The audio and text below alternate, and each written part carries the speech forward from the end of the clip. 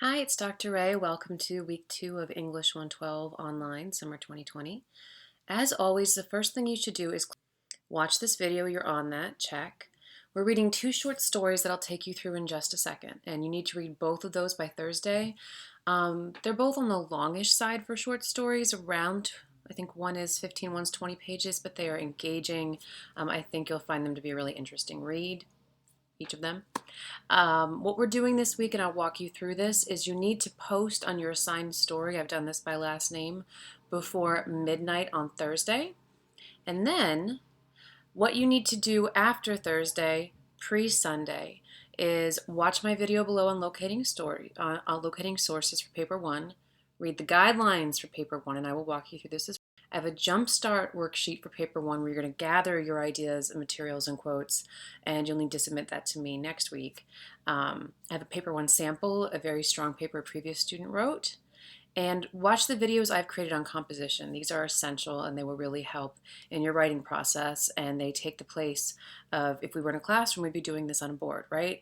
But instead, if you look below, you'll see a video on one of the authors, Chimamanda Adichie, and it says watch the first 8 minutes. I have a video on using our databases because you will need 2 database sources for our first paper. And then I've created videos, one on crafting a solid introductory paragraph and one on how to write strong body paragraphs and conclusions.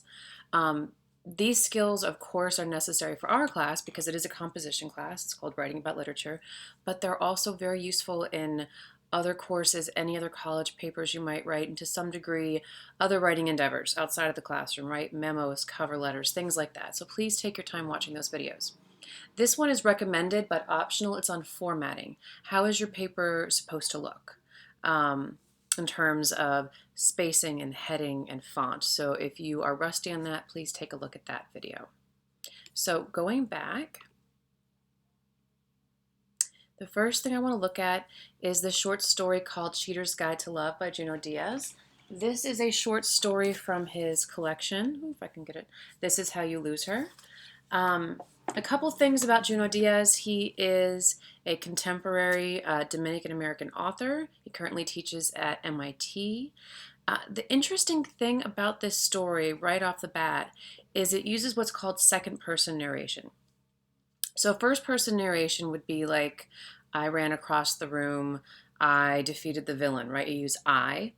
Third person is like what we saw in Story of an Hour. Louise Mallard sat in the chair by the window, right? There's kind of this omniscient narrator almost looking down, telling us what happens.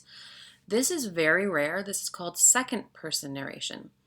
And this story has lots of Spanish terms. You don't need to speak Spanish. You just need to understand that that reflects his culture and the language going on in his head.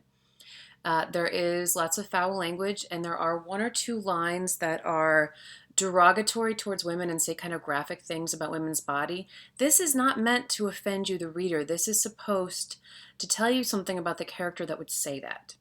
So please keep that in mind because this is a very powerful, revealing story, and I think literature is meant to challenge us, but it's important to know that this is not intended to offend, this is intended to reveal. So let's look at the very beginning of the story. It says year 0, so we know it's going to go on over a course of years. And the first paragraph says, your girl catches you cheating. Well, actually, she's your fiance, but hey, in a bit it won't, so it won't matter. She could have caught you cheating with 1 sucia, which is a derogatory term for a woman. She could have caught you with 2, but because you're a totally batshit Cuero who never empties his email trash can, she caught you with 50. Sure, over a 6-year period, but still. 50 fucking girls, goddamn. Maybe if you'd been engaged to a super open-minded Blanquita, you could have survived it. But you're not engaged to a super open-minded Blanquita. Your girl is a badass salsa dance who doesn't believe in open anything. In fact, the one thing she warned you about, and she swore she would never forgive, was cheating. I'll put a machete in you, she said. And of course you swore you wouldn't. You swore you wouldn't. You swore you wouldn't, and you did. So I want you to think about, why did the author choose making it second person? How does that help us relate to? And I will let you know that the narrator's name is Junior, and he is a Dominican-American professor, much like the author himself, but this is not autobiographical. We have to keep that in mind. This is fiction. And something that will give you some insight into the story is to think about the cultural norms, and again, this is stereotypical cultural norms. Of course, not every Dominican American man buys into this, but what are the gender norms that Junior thinks he has to fulfill? Like what, and in this case, men being with lots of women, not sharing their emotions, and we're going to see how that really affects his character. So there is a great link here I have. It's recommended on Dominican American gender norms, Dominican gender norms. So I might just take a look at that. It's written by a woman who she's Dominican American and spoke to lots of male Dominicans to get a sense of how they see women, and that might inform you a little bit on Junior's character and the way he behaves in this story. So I think every student I've ever taught this story to in the past, and I've been teaching it for a couple years, really enjoyed it. Take your time with it, contact me with questions, and be engaged when it's time to respond to classmates. The second story is by Chimamanda Adichie. It's her story, Checking Out. You might have heard of her if you know that Beyonce song from a couple years ago, Flawless. You hear a voiceover in the middle that talks about the female of the species. That's actually Chimamanda Adichie's talk on feminism. It's a TED Talk. I've given you a clip on another TED Talk she has, on the danger of a single story. She's Nigerian. She's got lots of interviews, like on The Daily Show and other things. She's a fantastic writer. I did get to meet her very briefly when she came to speak at Binghamton University when I was teaching there. And she's one of those people that walk in the room and you just kind of pause because she's just both physically and spiritually beautiful, and just kind of captures your attention. This short story I think is really interesting in that it's about a Nigerian man named Obinze, and he's an upper middle class Nigerian, right? His mother's a professor, and his dream is to go to America. And this all happens in the first few pages, so I'm not, no spoilers. He can't get to America, and you'll see why. And so he goes to the UK illegally, and it really reflects his situation there. Just think about the way he is treated, who takes advantage of him. Take your time with this. And she's really trying to show, and I don't even think she's advocating like, oh, change any stance you may have on illegal immigration, but she's very much making that position human. Okay? There are a couple Britishisms, just one man who's trying very hard to sound British is in it, right, instead of isn't it, and things like that. But you'll do fine, and just really think about Obinze's character and what Adichie is trying to reveal to us with this story. So going back to that main page where all materials are, there is a Junot Diaz video where he's on the talk show, Seth Meyers' talk show. For some reason, and I still don't know why, I cannot, and you have to click on each video separately, but it's a really funny interview, and you get a sense of who he is and what he thinks about literature, so I really recommend watching that video. Going back, let's look at the guidelines for paper 1. Okay, and this is due at the end of next week. Paper 1 is what's called a close reading, and I'll show you right now. So a close reading of a short story or poem, because we're going to do a poem at the beginning of next week. It's going to be Langston Hughes' poem, Let America Be America Again. If you're thinking about writing about that for paper 1, I might jump ahead, Google it, and just read through the poem. The other materials you'll have already finished by this week. So this paper is due by Thursday. What is a close reading of a literary work? A close reading demonstrates your ability to argue an interpretation of a literary text by analyzing its choice of literary elements. So you're going to need to go back and think about the essay you read by Janet Gardner that talks about elements of literature, and also the video I created on short stories that talks about elements of literature. And then finally, next week when we do poetry, we'll have a video for you to watch on elements of poetry. After choosing your story or poem, ask yourself, what do you think the author is trying to show us or prove? Are they criticizing an aspect of society? Are they offering a revelation about the human condition? Are they trying to spark social change? How is the author communicating this message? So you're going to choose one of the short stories we've read or the poem, and your choices are right here, right? Chopin, Diaz, Adichie, and Hughes. And these are thesis statements I've had from students in the past, right? So you're going to watch my videos I've created on how to write a sharp introduction. It goes over what a thesis statement is. It goes over how to write body paragraphs. But the thesis is the heart of your paper. And so one thesis from a former student is in Cheater's Guide to Love, Junot Diaz shows his reader that toxic masculinity is self-destructive. That's a great thesis because they can prove it with examples from the story. It's debatable. Another one is Hugh's poem, Let America Be America Again, forces readers to acknowledge the various oppressed groups in the U.S. in order to spark social change.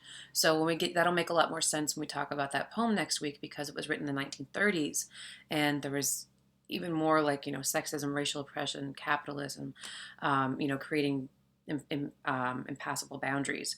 So that thesis makes lots of sense. Do you need to do outside research? Yes, you need 2 outside sources. I have a video that you need to watch on how to find them in the databases. What are you doing to prepare for this paper? I'm going to show you a strong sample essay. We're going to complete the jumpstart, and I have all these videos to support you in this endeavor. What am I looking for? I think I've mentioned in previous videos, no fluff. Clear, well-structured, effective writing about your poem or or story. I want to see that you can use your citation techniques. Really, we'll go through that sample paper in just a second, and I think you'll get a real sense of what I'm looking for. And as I always say, don't stress and don't bail, right? This is a new form of writing to most of us. If you're stressed, in the syllabus, it talks about all the tutoring resources we have at campus. I am available via email. I have my Zoom office hours. And you can rewrite this paper. So even if you really struggle with it and you work hard and you get a 70 and you're just, I'm going to give you so much feedback, and you can go back and rewrite this paper before the semester ends. Late papers, unless there's extraordinary circumstances, which of course can happen. The paper's due by the deadline. If I don't hear from you, then even if you do submit it late, I have to take 10% off the final grade. So just communicate with me if you're struggling, if you need an extension, whatever's going on. Here's a sample essay. So this is a student that wrote a paper for me last semester and just knocked it out of the park. Same assignment. And she decided to write about the essay by the short story, Story of an Hour by Kate Chopin. I'm not sure why it's taking so long to load, but when you open this, you'll see it's got the perfect heading. There you go. Right? Obviously, I changed her name. Her name, my name, the course, the date, the title centered. Notice the title's not in size 17 font with italicized and bold. Like, this is the format should look like. Clear introduction, beautiful body paragraphs. One thing I want to show you, and this is key, and I keep going over this with students, and I will note it when I grade papers.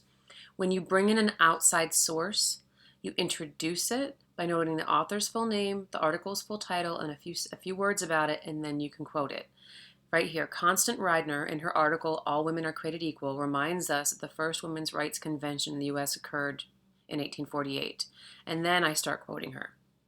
If you find an article about the short story or about the author, assume I haven't read it. And this is a good rule of thumb for any course. I don't care if it's psych or bio, or professional writing. When you bring in an outside source other people don't know, introduce it, and it just weaves it beautifully into your paper, and it's a sign of a really strong writer. So take your time, read through this sample essay. Let me know if you have any questions about it. This is the Jumpstart worksheet. It is not due until next week, but you can go in the syllabus and see when that due date is. But keep that in mind. And this is going to take a minute to load. I create jump starts because what they do is they give you an opportunity to gather information you'll need for your paper, right? I always say that one of the worst things you can do is just say, I have a paper due tomorrow, and sit down and start typing. You need to gather your resources, like building a house, right? You can't just say, I'll build a house. You need the materials. So what I ask you here is, what piece are you writing about? What's a theme, a main idea running through that piece that maybe you're thinking about? What could your thesis be? What devices do you see?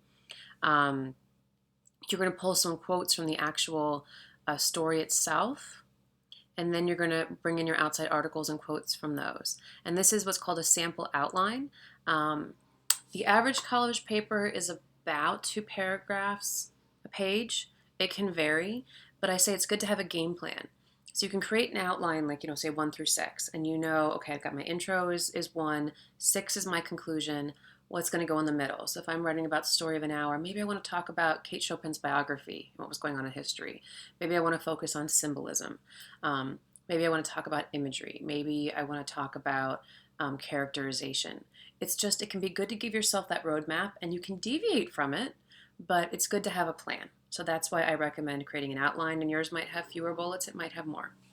So keep that in mind. Finally, let's look at this discussion board for this week. So this is the actual graded assignment, and I have to update the date, so don't panic. But if your last name begins with A through K, you're going to respond to this prompt about checking out. So if my last name was Barnes, I'm responding to the prompt about checking out, and I will give you some more details in terms of, yes, it needs to be a full paragraph with cited specifics, and make sure it shows critical thinking and reflects that you read this story carefully.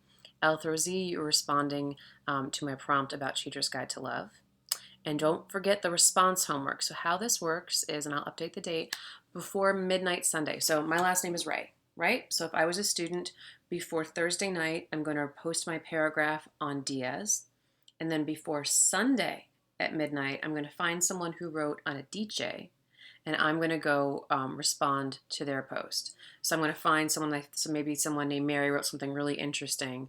I'll say, Mary, I really agreed with what you're saying about this aspect of Obinze's character. I've also considered this. So I want you to do 3 things.